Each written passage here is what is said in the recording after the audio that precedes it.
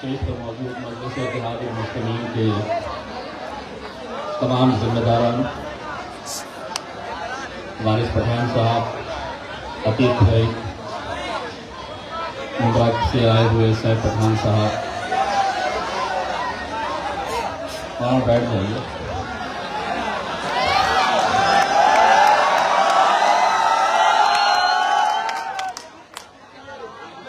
हम अपनी तस्वीर से व्हाट्सएप और सोशल मीडिया पर नहीं, लोगों के दिलों में बना कर जाते हैं। मजलिस के तमाम एडवोकेट अस्मा जी, मैंने आपसे वादा किया था मैं आऊँगा, प्रोग्राम होने के बाद इंशाल्लाह जरूर आऊँगा। जितनी देर स्टेज के ऊपर बैठा हुआ था, ये देख रहा था कि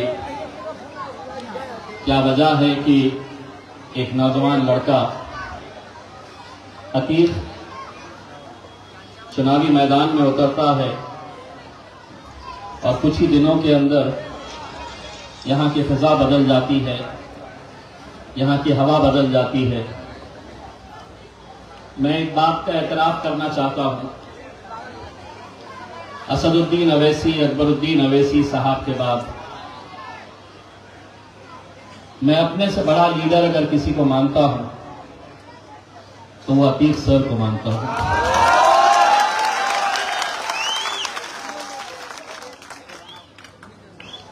अगर आप मुझसे ये वजह पूछेंगे तो मैं यही कहना चाहूंगा कि जो शख्स हमारे माशरे में, हमारी कौम में गरीबों को तालीम पहुंचाने का काम कर रहा है, उससे बड़ा कोई लीडर हो नहीं सकता।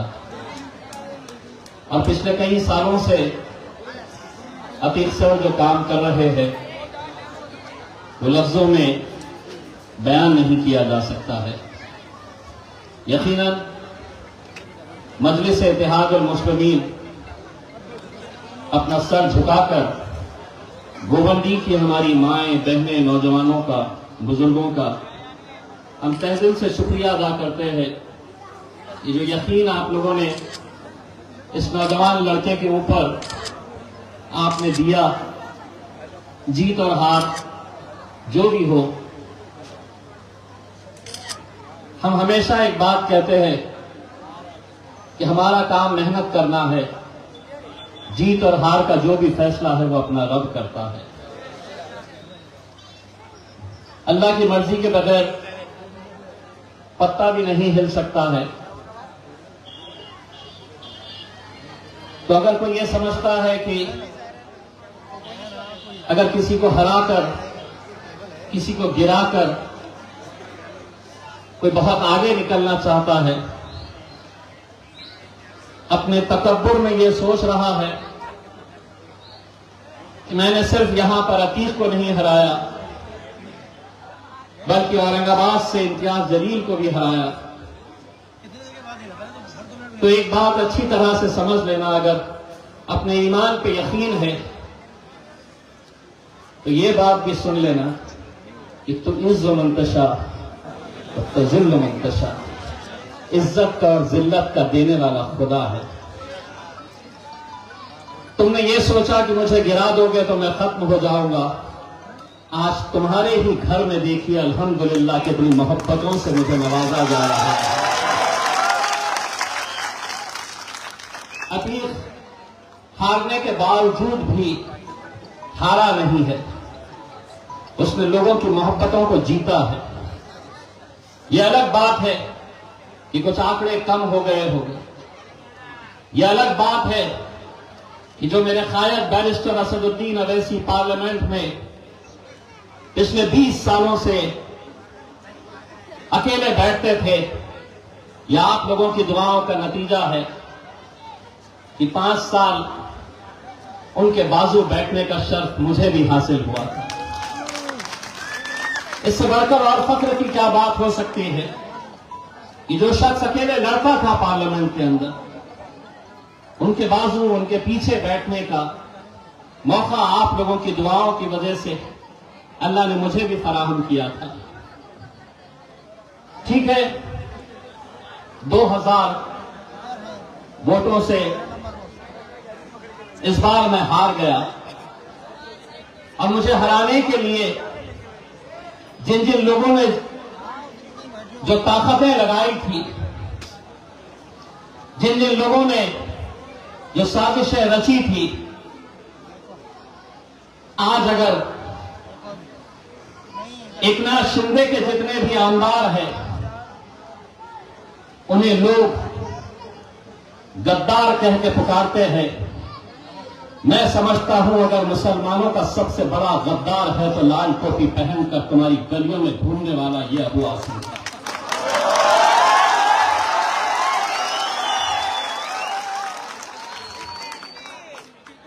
और अगर मैं झूठ कह रहा हूं तो बताओ मुझे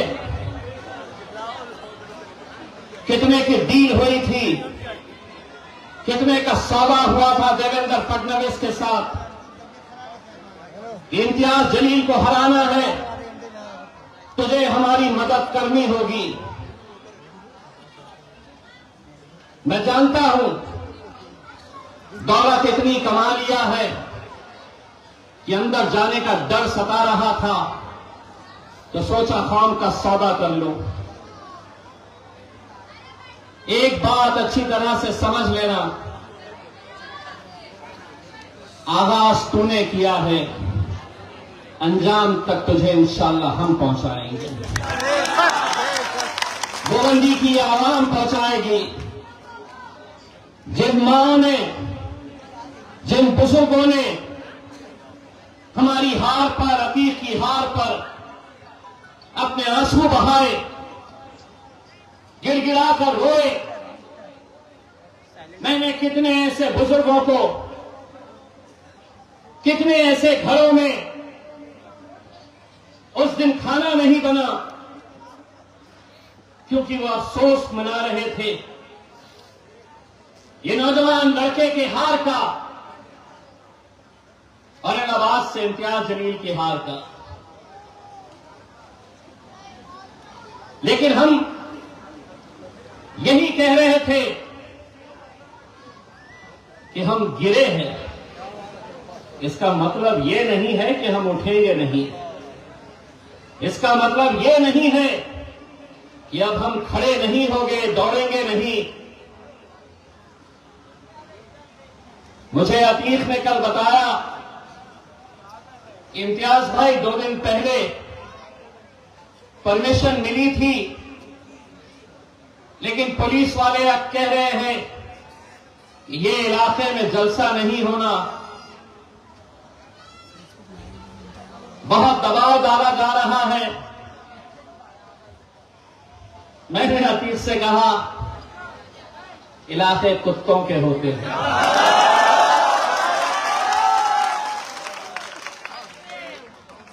शेर कहीं पर भी जा सकता है। मैं अपने तौर से गोवंदी की पुलिस का, प्रशासन का शुक्रिया अदा करना चाहता हूं, लेकिन यहां जितने पुलिस वाले मौजूद हैं, मैं उनसे हाथ जोड़कर एक गुजारिश करना चाहता हूं, बच्चा किसी का भी हो, मां के लिए, बाप के लिए प्यारा होता है। और अगर कोई चंद लोग यहां नशे का कारोबार करवाकर एक पूरी नस्ल को अगर बर्बाद कर रहे हैं, पैसा कमाने के हजारों रास्ते हैं, लेकिन किसी की बद्दुआ लेकर, किसी मां के आंख में आंसू लाकर, आप तसव्वुर करिए गोवंदी की हालात क्यों इतने खराब हो गए हैं। क्या वजह है कि आज हम यहां पर नशे के कारोबार को हम खत्म नहीं कर पा रहे हैं। दोस्तों, बड़ी जिम्मेदारी के साथ ये बात कह रहा हूं, महाराष्ट्र में ही नहीं पूरे हिंदुस्तान में अगर नशे का कारोबार अगर चलाया जा रहा है तो सरकार इसके पीछे है। सरकार के इशारों के ऊपर इन बस्तियों में, इन मोहल्लों में, इन गलियों में ये नशे का कारोबार चलाया जा रहा है ताकि इन्हें कमजोर किया जाए, इनकी नस्ल को बर्बाद किया जाए। वरना क्या वजह है कि मोहल्ले का हर एक एक लड़का जानता है कि नशे का कारोबार कहां हो रहा है। पुलिस क्यों नहीं जानती है?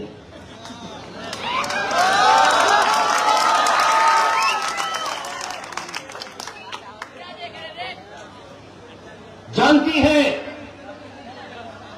सब अच्छी तरह से जानती है। हम आपकी तरफ से गोवंडी की पुलिस को एक पैगाम देने के लिए आए हैं। धंधे आप नहीं बंद कर सकते तो अल्हम्दुलिल्लाह हम में इतनी ताकत है कि हम आकर बंद करवा सकते हैं।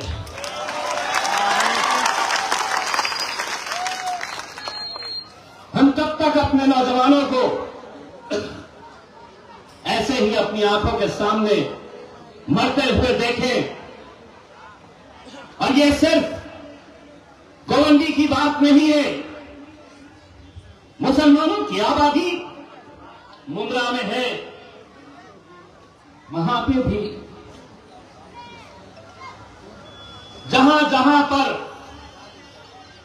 आपकी आबादी है वहां पर यह काम किया जा रहा है। मैं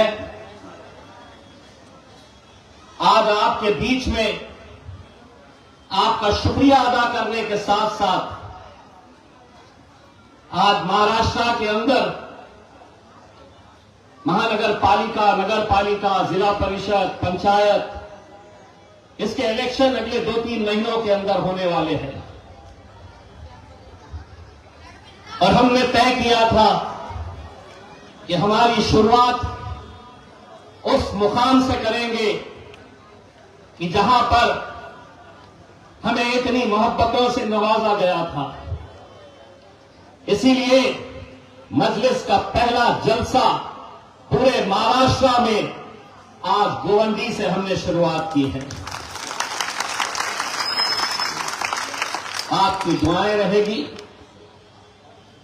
आते रहेंगे, क्योंकि अब हम आए हैं तो ये भी आएंगे, पीछे पीछे आएंगे। आज तो सुना है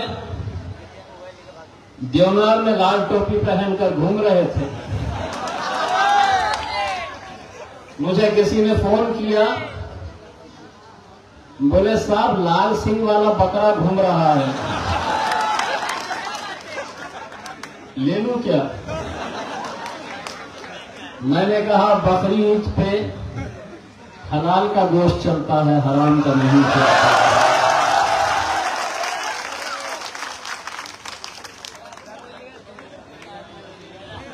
नौटंकी बनकर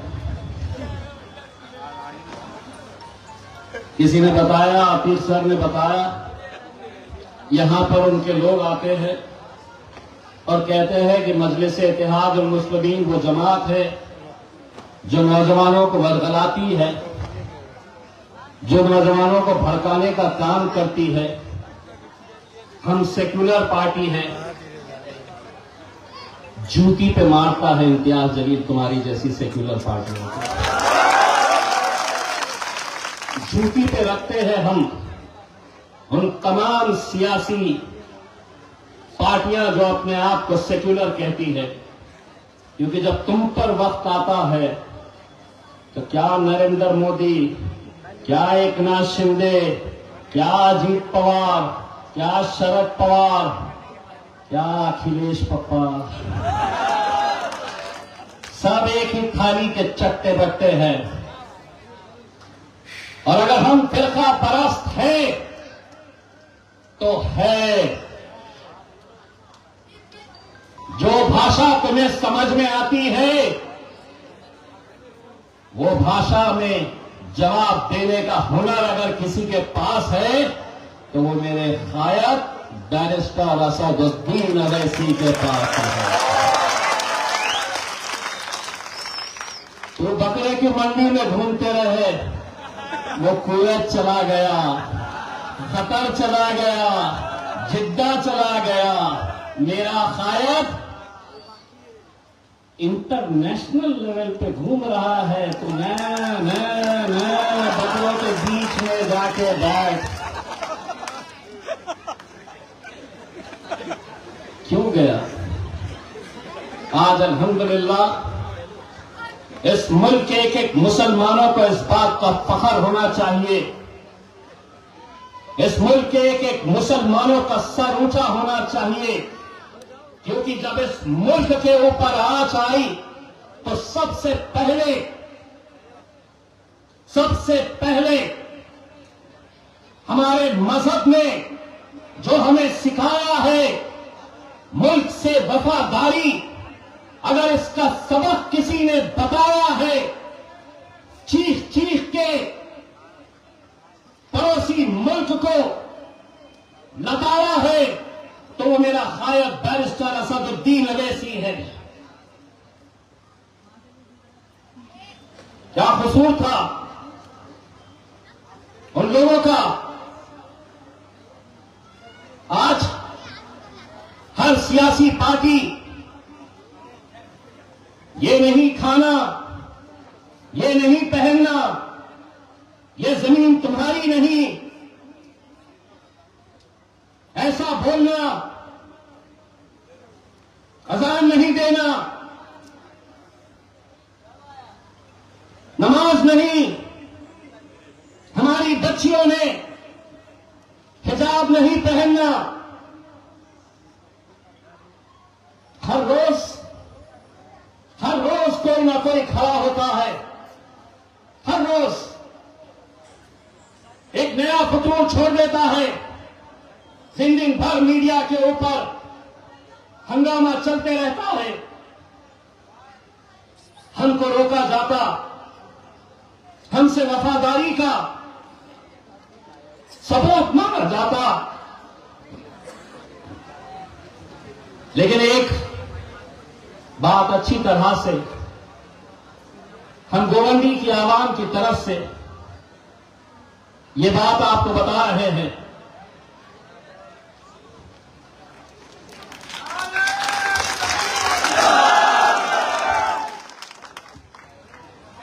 मोदी जी,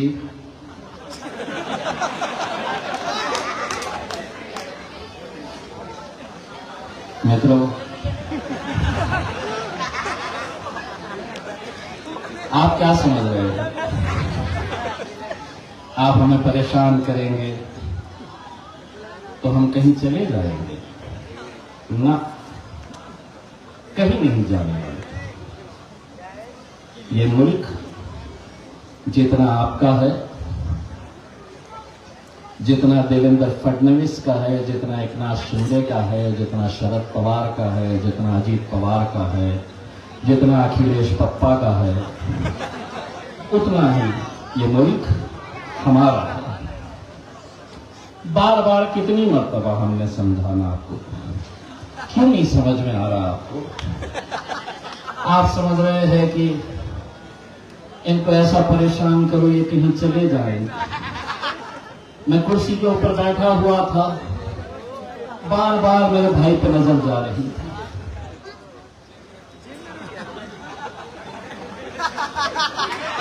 उत्तर प्रदेश की याद आ रही थी।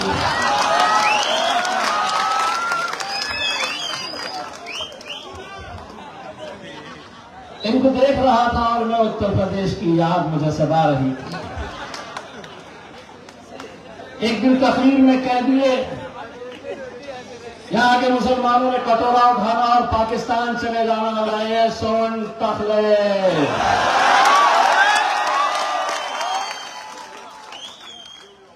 ये मुल्क तेरे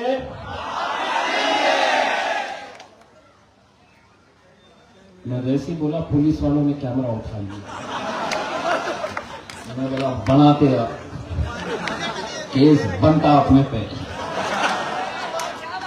कहां से बनेगा जी? हमने तो सिर्फ आधा बोले हैं ना, आधे पे केस थोड़ी बनता है, सबूत तो पूरा चाहिए होता है। ये मूर्ख तुम्हारे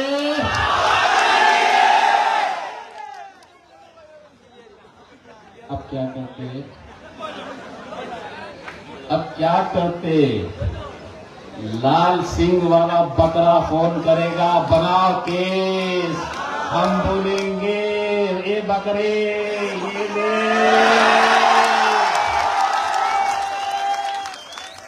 बाबा जी का खाना मंगा ली ना, 2-3 महीने के बाद निकलना, जना दंड देना। सिर्फ अतीत का बदला नहीं, तुम्हारा बेटा, तुम्हारा भाई इम्तियाज जलील का बदला भी गोविंद जी की आवाज में लेना है। यकीन मानिए, यकीन मानिए, मैं आपसे वादा कर रहा हूं कि कहीं पर भी कितनी सीटें आ जाए,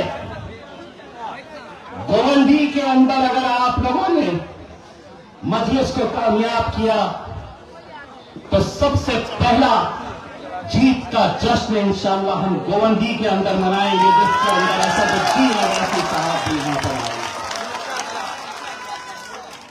मेरे भाइयों, हम एक ऐसे दौर से गुजर रहे हैं जहां कोई अपना नहीं है, कोई तुम्हारे साथ खड़े रहने वाला नहीं है।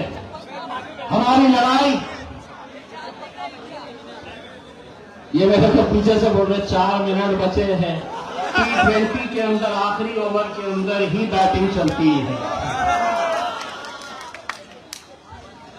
तो यह है कि आपकी लड़ाई आप ही को लड़नी है। आप अच्छी तरह से उस मंजर को जानते होंगे जब मेरे नबी करीम सल्लल्लाहु अलैहि वसल्लम के खिलाफ गुस्ताखी हुई तो हमने कहा कि हम 4 लोग 10 लोग जाकर किसी पुलिस अधिकारी को हम निवेदन देके तस्वीरें नहीं छपाएंगे। अगर तुझे भाषा रास्ते की समझ में आती है तो हम रास्ते पे आएंगे। और अल्हम्दुलिल्लाह पूरे हिंदुस्तान की तारीख के अंदर मेरी कोई हैसियत नहीं थी, मेरी कोई ताकत नहीं थी, लेकिन मेरे आका, मेरे रसूल मोहम्मद सल्लल्लाहु अलैहि वसल्लम का नाम जब आया तो अल्हम्दुलिल्लाह महाराष्ट्र की सड़कों के ऊपर सरों का समंदर नजर आया। एक एक नौजवान रास्ते के ऊपर निकल आया। अगर एक बार हम आ सकते हैं तो वाला कोई हिम्मत करा तो दूसरी बार भी बंबई को जान करने की ताकत अल्हम्दुलिल्लाह हम रखते हैं।